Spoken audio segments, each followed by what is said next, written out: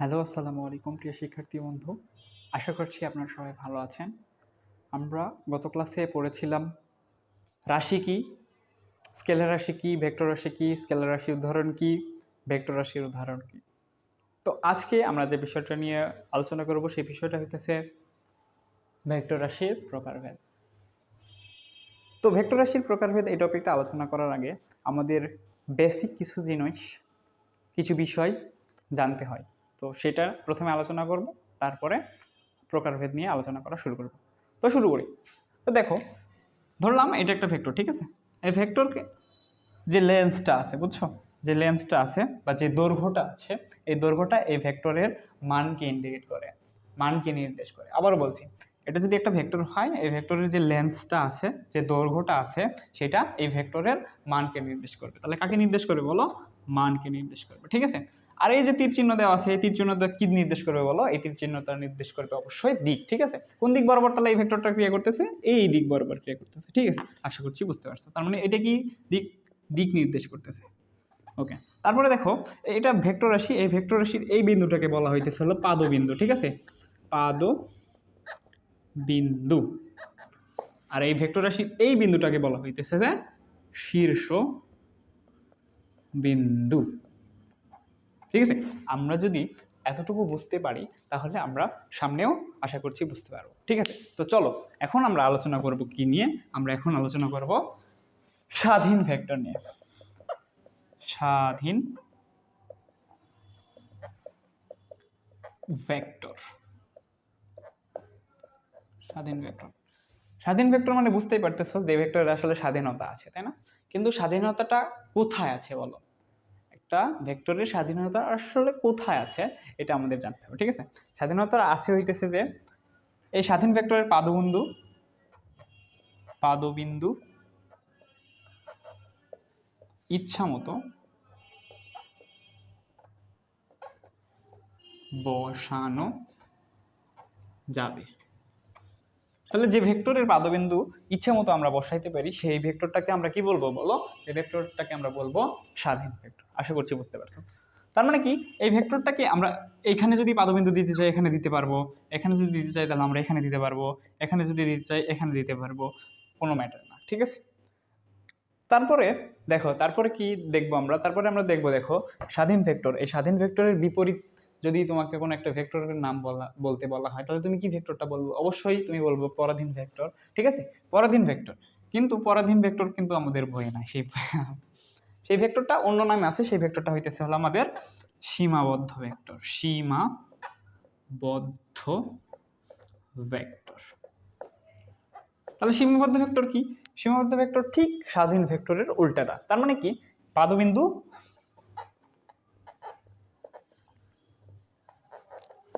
নির্দিষ্ট থাকবে, নির্দিষ্ট থাকবে। তার মানে কি, এই ভেক্টরের পাদবিন্দু এখানে আছে মানে এখানেই থাকবে, ঠিক আছে। আর দিকটা তুমি এদিকে করতে পারো, এদিকে করতে পারো, এদিকে করতে পারো, এদিকে করতে পারো, বা এদিকে করতে ইচ্ছা মতো তোমার দিকে করতে পারো। বাট কি, পাদবিন্দুটা স্থির থাকবে, ঠিক আছে। পাদবিন্দুটা যে ভেক্টরের স্থির থাকে বা নির্দিষ্ট থাকে তাকে বলা হবে হলো সীমাবদ্ধ ভেক্টর। আশা করছি তোমরা বুঝতে পারছো, ঠিক আছে। তারপরে যে ভেক্টরটা নিয়ে আমরা আলোচনা করব সেটা হইতেছে হলো সদৃশ ভেক্টর, সদৃশ ভেক্টর। সমজাতীয়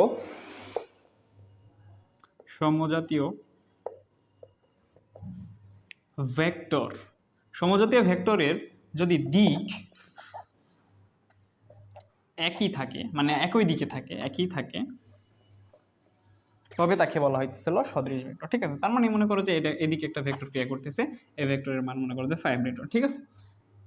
ঠিক একই দিকে আরেকটা ভেক্টর মনে করো যে ক্রিয়া করতেছে 6 নিউটনের, এটা ঠিক একই দিকে, ঠিক আছে। তাহলে এটা পরস্পর কিন্তু সদৃশ ভেক্টর। অবশ্যই দেখো, আলোচনা করার সময় এটা হলো যে বল ভেক্টরকে নিয়ে আলোচনা করতেছি, এটাও বল ভেক্টর। কারণ কি, সমজাতীয় ভেক্টর নিয়ে আমাদের তুলনা করতে হয়। আমরা চাইলেও কখনো ঘোড়ার সাথে হাতিকে যোগ করতে পারবো না, আবার হাতির সাথে ঘোড়াও যোগ করতে পারবো না। আমাদের অবশ্যই ঘোড়ার সাথে ঘোড়াকে যোগ করতে হবে, হাতির সাথে হাতিকে যোগ করতে হবে। আমরা কখনো হাতির সাথে ঘোড়া তুলনা করতে যাবো না, ঠিক আছে। আশা করছি তোমরা বুঝতে পারছো। তো তারপরে আমরা যে ভেক্টরটা নিয়ে আলোচনা করবো সেটা হইতেছে বিসদৃশ ভেক্টর। পুরোপুরি উল্টা, মানে এই সদৃশ ভেক্টরের পুরোপুরি উল্টা হইতেছে বিসদৃশ ভেক্টর। বিসদৃশ ভেক্টর, ঠিক আছে? তাহলে কি বিসদৃশ ভেক্টর। বিসদৃশ ভেক্টর মানে কি, যে ভেক্টরের আসলে দিক বিপরীত। বিপরীত মানে কি, দেখো বিপরীত মানে কি, এই ভেক্টরটা যদি একটা ভেক্টর যদি এদিক বরাবর হয়, সেটা মনে করো যে 5 নিউটন, কথার কথা ধরে নিলাম, তার মান আসে যায় না, কিছু আসে যায় না, এটা মনে করো যে 6 নিউটন, ঠিক আছে? তার মানে কি এই ভেক্টরটা ঠিক এই দিক বরাবর, তার বিপরীত দিক বরাবর আরেকটা ভেক্টর কি আছে। এরকম ভাবে দুইটা ভেক্টর যদি পরস্পর ক্রিয়া থাকে, সমজাতীয় ভেক্টর অবশ্যই হইতে হবে, তাহলে সেটাকে বলা হইতেছে বিসদৃশ ভেক্টর। আশা করছি বুঝতে পারছো।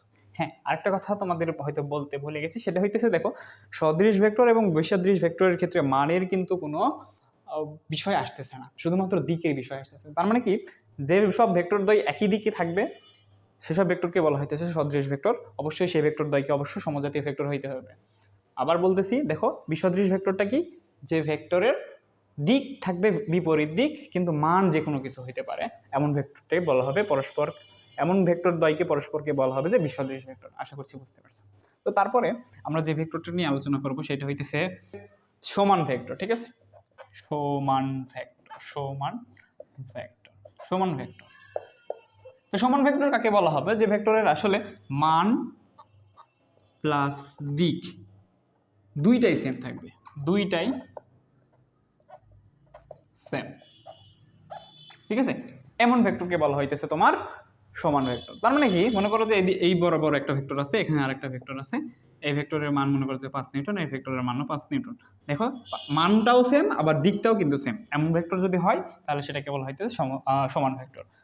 আর এই দুইটা ভেক্টরের মাঝে তুলনা করা হবে, সেই দুইটা ভেক্টর অবশ্যই কিন্তু সমজাতীয় ভেক্টর হতে হবে। এটা আমি আবারও বলে দিচ্ছি, কারণ এটা তোমরা তোমাদের লিখে দিচ্ছে না আর কি, এই জন্য তোমাদেরকে বারবার বলে দিচ্ছি।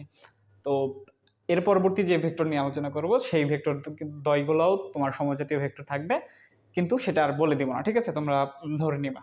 আশা করছি বুঝতে পারছো। তো তারপরে যে ভেক্টরটা নিয়ে আলোচনা করবো সেটা হইতেছে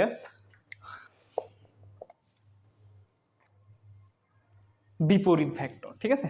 সেই ভেক্টরকে বলা হইতেছে বিপরীত ভেক্টর। বিপরীত বিপরীত ভেক্টর। বিপরীত ভেক্টর কাকে বলা হবে বলো? যে ভেক্টরের মান সমান কিন্তু দিক বিপরীত, তাকে কি বলা হবে? তাকে বলা হবে বিপরীত ভেক্টর। তার মানে কি, মনে করো যে এই দিক বরাবর একটা ভেক্টর ক্রিয়া করতেছে, তার ঠিক বিপরীত বরাবর আরেকটা ভেক্টর ক্রিয়া করবে, এটাকে বলা হচ্ছে তোমার বিপরীত ভেক্টর। আশা করছি তোমরা বুঝতে পারছো। আবার বলি, এই ভেক্টরটা মনে করো যে এই দিক বরাবর আছে, এই ভেক্টরের মান যদি 5 নিউটন হয়, তার ঠিক বিপরীত দিকে আরেকটা ভেক্টর ক্রিয়া করতেছে, এটা মনে করো যে 5 নিউটন, তাহলে এই ভেক্টর দ্বয়কে পরস্পর বিপরীত ভেক্টর বলতে পারো, ঠিক আছে? আশা করছি বুঝতে পারছো। তারপরে আরেকটা ভেক্টর নিয়ে আলোচনা করবো, সেটা হইতেছে যে বিপ্রতীপ ভেক্টর। বিপ্রতীপ বিপ্রতীপ ভেক্টর। বিপ্রতীপ ভেক্টর। বিপ্রতীপ ভেক্টর কি, দিক একই থাকবে কিন্তু মান হবে গুণাত্মক বিপরীত। গুণাত্মক বিপরীত। বিপরীত, এটা কেমন কথা? গুণাত্মক বিপরীত কেমন কথা? মনে করো যে ভেক্টরের একটা ভেক্টর মনে করো যে 5 i ক্যাপ, তাহলে আরেকটা ভেক্টর কি হবে? 1/5 i ক্যাপ। বুঝতে পারছো? তার মানে কি, মানটা দেখো পুরোপুরি উল্টে গেছে। এই উল্টে যাওয়াকে বলা হইতেছে তোমার গুণাত্মক ভেক্টর, কিন্তু দিকটা কিন্তু একই। দেখো i ক্যাপ মানে কি, x অক্ষ বরাবরই দুইটা ভেক্টরই ক্রিয়া করতেছে। আশা করছি বুঝতে পারছো, ঠিক আছে? তো তারপরে আমরা যে বিষয়টা, যে ভেক্টরটা নিয়ে আলোচনা করবো সেটা হইতেছে সমতলীয় ভেক্টর। সমতলীয় ভেক্টর। সমতলীয় ভেক্টর। সমতলীয় ভেক্টর কি, যেসব ভেক্টর দ্বয় একটা সমতলে অবস্থান করবে, মানে মনে করো যে একটা তল, তাই না? এই বোর্ড, ব্ল্যাকবোর্ড মানে হোয়াইট বোর্ড একটা কি তল, তাই না? এই তলে যেসব ভেক্টরগুলো তোমার হলো যে সীমাবদ্ধ থাকতেছে, এইসব ভেক্টরকে বলা হইতেছে তোমার সমতলীয় ভেক্টর। আশা তারপরে তারপরে যে ভেক্টরটা নিয়ে আলোচনা করব সেটা হইতেছে যে নাল ভেক্টর। নাল ভেক্টর নাল ভেক্টর এক অন্যরকম একটা ভেক্টর, যে ভেক্টরটা আসলে মান শূন্য, ঠিক আছে, মান শূন্য, আর তুমি দিকটাও নির্দিষ্ট করে বলে দিতে পারবে না, এমন ভেক্টরকে বলা হইতেছে নাল ভেক্টর। কারণ কি মান শূন্য এমন ভেক্টরকে বলা হইতেছে নাল ভেক্টর। তাহলে এই ভেক্টরের কেন উৎপত্তি হয়েছে দেখো, এই ভেক্টরের কেন উৎপত্তি হয়েছে বলো। মনে করো আমার দুইটা হাত, ঠিক আছে, একদিক বরাবর মনে করো যে তুমি টানতেছো আমারে 5 নিউটন বলে, আর একদিক বরাবর তোমার বন্ধু টানতেছে 5 নিউটন বলে। দেখো তাহলে কিন্তু আমি আর কোনো দিকে নড়াচড়া করবো না, তার মানে কি 5 নিউটন বল, যে বলটা টানতেছো এটা কিন্তু ভেক্টর রাশি, আবার এটাও যেটা টানতেছো এটাও ভেক্টর রাশি। দেখো তার মানে দুইটা ভেক্টর রাশি যখন ক্রিয়া করতেছে তখন তো ভেক্টর রাশি মান পাওয়া যাবে কিছু একটা, তাই না, লব্ধি হিসাবে।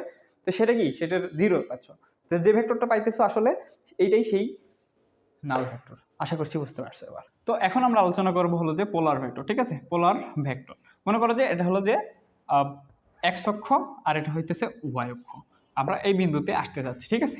তাহলে এই বিন্দুতে আসার জন্য আমাকে হলো যে দুইটা পথ আছে, একটা হইতেছে যে এক্স অক্ষ বরাবর এইভাবে পার হবা, আবার ওয়াই অক্ষ বরাবর একটা নির্দিষ্ট পথ অতিক্রম করবে। এটা হলো এক্স অক্ষ বরাবর করতেছে, এটা ওয়াই, তার মানে কি এটা স্থানাঙ্ক কত এক্স ওয়াই, এটা হলো যে কার্তেশীয় স্থানাঙ্ক ব্যবস্থা, ঠিক আছে। তুমি আরেকটা ভাবে এখানে ওই ভেক্টরকে মানে ওই বিন্দুতে যাইতে পারো, সেটা কিভাবে দেখো, সেটা হচ্ছে এই সোজাসুজি, ঠিক আছে। কিন্তু এই সোজাসুজি যাইতে হলে তোমাকে কি এখানে একটা কোণের মানটা দিয়ে থাকবে, ঠিক আছে। তার মানে কি এই যে আর থিটা, মানে এই আর মানে কি এই অতিভুজের দৈর্ঘ্য, আর হলো যে কত গুণে এটা হলো যে থেটা, ঠিক আছে। তার মানে কি এই আর ভেক্টর আর এই থেটা যেটা থাকবে এরকম ভাবে যদি কোনো একটা ভেক্টরকে প্রকাশ করা হয় সেটাকে বলা হবে হলো পোলার ভেক্টর। আসলে তো এখন আমরা যে ভেক্টরটা নিয়ে আলোচনা করবো সেটা সবচেয়ে বেশি গুরুত্বপূর্ণ ভেক্টর, সেটা হইতেছে আমাদের একক ভেক্টর। একক ভেক্টরটা যেহেতু সবচেয়ে বেশি গুরুত্বপূর্ণ তাই এই অংশটুকু আমাদের অবশ্যই সর্বোচ্চ মনোযোগ দিয়ে দেখার চেষ্টা করবো, ঠিক আছে। তো দেখো একক ভেক্টরটা আসলে কি, যেই ভেক্টরের মান 1 তাকে আমরা বলবো একক ভেক্টর, ঠিক আছে। একক ভেক্টর আমরা কিভাবে বের করি, মনে করো যে একটা ভেক্টর, এই ভেক্টরের এই ভেক্টরের যদি আমরা একক ভেক্টর বের করতে চাই, একক ভেক্টরকে এই ক্যাপ চিহ্ন দিয়ে লেখা হয়, সমান সমান কি হবে জানো, এই ভেক্টরটা থাকবে এবং এই ভেক্টরের মানটা নিচে থাকবে, বুঝছো। তাহলে বুঝতে পারছো।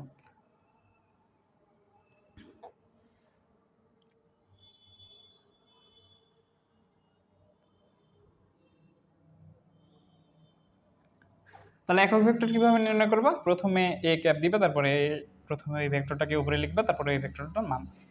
তো দেখো এখানে কি আছে, তার মানে এখানে একটা এই ভেক্টর আছে, এই ভেক্টর মানে কি সেখানে মানও আছে প্লাস দিকও আছে, তাই না, প্লাস দিকও আছে। তারপরে নিচে কি থাকবে, শুধুমাত্র মান থাকতেছে, তাই না। তাহলে মান আর এটা তুমি কেটে দিতে পারো, তাই না। তার মানে কি তুমি থাকতেছে কি এখানে 1 থাকবে আর পরে থাকবে কি ঠিক এরকম।